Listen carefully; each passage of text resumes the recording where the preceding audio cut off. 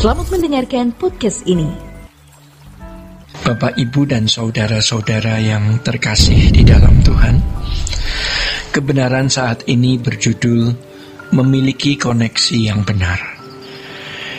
Di dalam kehendak bebas yang Allah berikan kepada masing-masing individu, Allah bukan hanya memberi kebebasan kepada manusia tentang apa yang patut dilakukan dalam kaitannya dengan moral, apa yang baik dan jahat, ya. Tetapi Allah juga memberi kebebasan kepada siapa manusia menyembah, memuja, dan menjadikan sesuatu sebagai sesembahan atau yang kita kenal sebagai Allahnya atau dewanya. Dalam fakta kehidupan tidak bisa dibantah di mana manusia dapat menciptakan Allahnya masing-masing, yang kepadanya seseorang memuja, menyembah, mengadakan seremonial atau ritual atau pengabdian. Dan hal itu dapat kita jumpai dalam berbagai bangsa dan suku di dunia ini, sehingga ada banyak agama, ada banyak kepercayaan, ada banyak ritual dan seremonial. Allah memberi manusia kebebasan untuk bertindak, melakukan segala sesuatu, walaupun tentu dalam keterbatasan sebagai makhluk ciptaan yang tidak mungkin dapat menyamai Allah. Saudara-saudara, tetapi dalam kenyataannya manusia dapat menentukan nasibnya sendiri, dapat menentukan keadaannya sendiri, dan itu nilai kesempurnaan yang dimiliki manusia, di mana manusia dapat menentukan keadaan nasib sendiri. Dalam lingkungan orang Kristen, mereka dapat membangun berbagai doktrin dan ajaran yang di dalam atau melaluinya mereka dapat menciptakan atau membangun Allah, Yesus, dan Roh Kudus versi masing-masing. Di dalam sejarah gereja, hal itu tidak terbantahkan, ya. Mulai dari yang paling mistis sampai yang paling rasional hadir dalam sejarah pemikiran gereja. Pembangunan gambaran tentang Allah itu berlangsung sampai hari ini. Persoalan yang tidak bisa kita pecahkan adalah mengapa Allah seperti diam atau membiarkan, atau paling tidak mengapa Tuhan tidak menghambat, tetapi membiarkannya hingga bisa berumur ratusan bahkan ribuan tahun. Saudara-saudara, di situasi yang kacau seperti hari ini, mari kita menemukan Tuhan, ya, secara pribadi. Tidak mungkin Tuhan berdiam diri. Kalau secara umum seakan-akan Allah diam, tetapi kalau kita dengan sungguh-sungguh mencari wajahnya dengan tekun, pasti kita akan menemukan Tuhan. Tidak mungkin Allah membuat syarat akademis untuk menemukan Dia, seperti misalnya harus memiliki pendidikan formal atau sertifikasi teologi tertentu. Allah memiliki cara yang khusus dalam berurusan dengan masing-masing individu, yang pada akhirnya masing-masing individu akan memiliki kesaksian hidup bahwa Allah itu nyata dan hidup di dalam dirinya.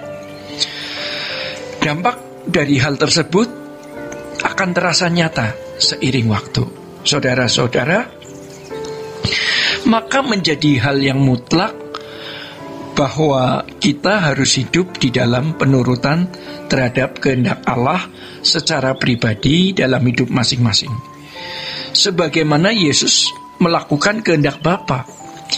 Itu lebih sekedar melakukan hukum dan menyelesaikan pekerjaannya.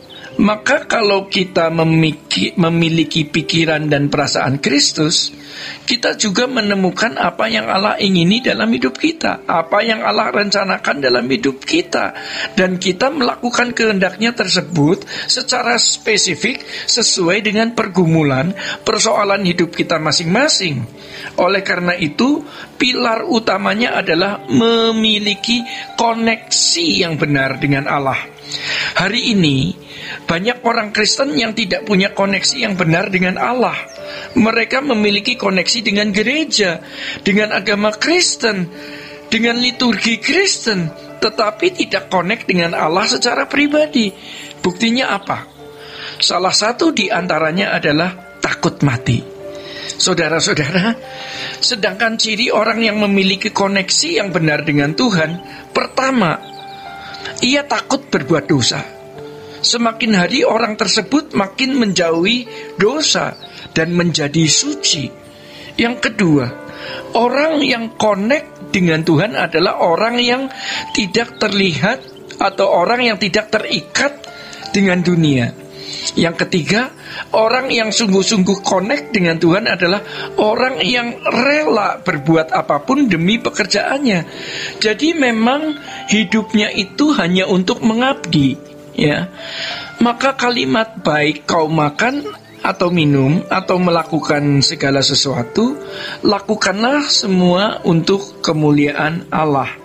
Seperti yang ditemukan di dalam 1 Korintus pasal 10 ayat 31 tadi. Itu bukan hal yang sulit, ya.